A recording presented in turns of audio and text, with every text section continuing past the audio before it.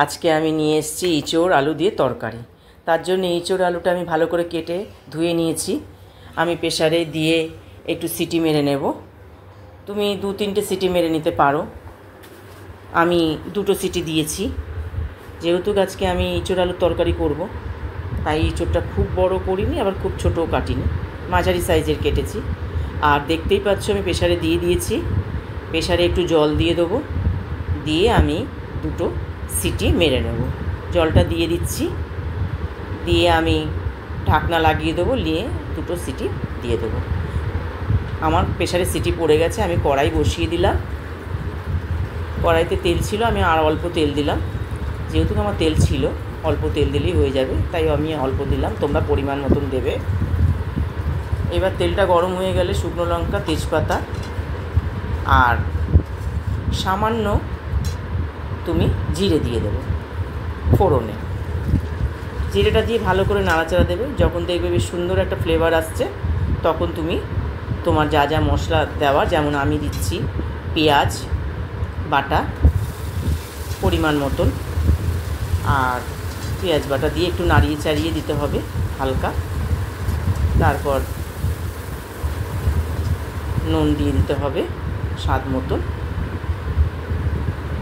দিয়ে তোমার একটু নাড়াচাড়া দিতে হবে, কেন আদা বাটা রসুন বাটা সবই দেবো। দিয়ে একটু হালকা এটা রসুন বাটা দিলাম, সামান্য একটু রসুন বাটা দিয়ে দিলাম, আর সামান্য একটু আমি আদা বাটা দেবো, যতটা লাগবে পরিমাণ মতো।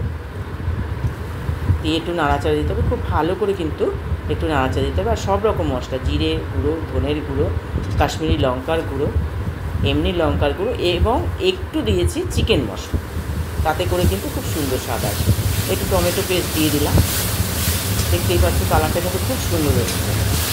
টমেটো পেস্ট দিলাম, ভালো করে কিন্তু নাড়াচাড়া দিতে হবে, খুব সুন্দর করে নাড়াচাড়া দিতে হবে। সামান্য চিনি দিয়ে দিই, সামান্য যতটা আমার প্রয়োজন আমি চিনি দিয়ে দিলাম।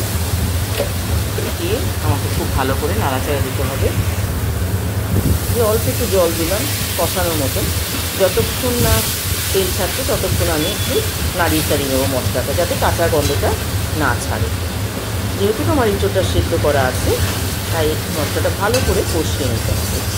দেখতেই পাচ্ছ খুব সুন্দর করে কিন্তু মশলাটা কষিয়ে নিতে হবে।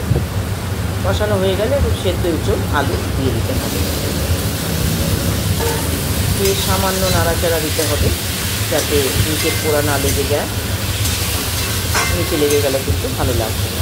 দেখতেই পাচ্ছি খুব সুন্দর করে নাড়াচাড়া দিয়েছি, খুব সুন্দর করে আমার কষানো কিন্তু হয়ে গেছে। খুব সুন্দর করে আমার কষানো হয়ে গেছে।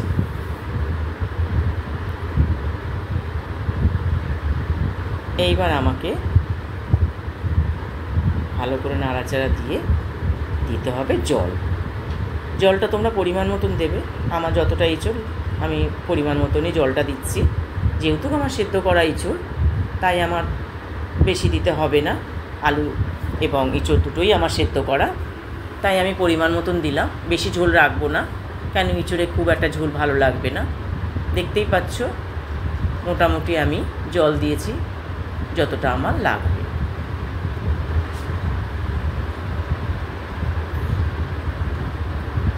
আমার কিন্তু ইঁচড় ফুটে এসছে। এখন আমি একটু গরম মশলা দিয়ে দিলাম। আমি শাহি গরম মশলা ইউজ করি। আমার ইঁচড়ের তরকারি কিন্তু হয়ে গেছে, আর একটু বাকি, ম্যাক্সিমামটাই হয়ে গেছে আমার। এখন আমি একটু দেখে নেব যে আমার আলুটা ঠিক মতন সেদ্ধ হচ্ছে কি না। সেদ্ধ হয়েই ছিল, আর একটু দেখে নিতে হবে জাস্ট একটু, যে আলুটা আমার সেদ্ধ হয়েছে কি না। আলু কিন্তু মোটামুটি আমার সেদ্ধ হয়ে গেছে। খুব সুন্দর তরকারি হয়েছে, দেখতেই পাচ্ছ ইঁচড় আলু দিয়ে খুব সুন্দর একটা তরকারি। আমার ইঁচড় আলুর তরকারি কিন্তু একদম রেডি। কালার দেখতে পাচ্ছ খুব সুন্দর কালার এসছে, খেতেও কিন্তু খুব স্বাদ হয়েছে।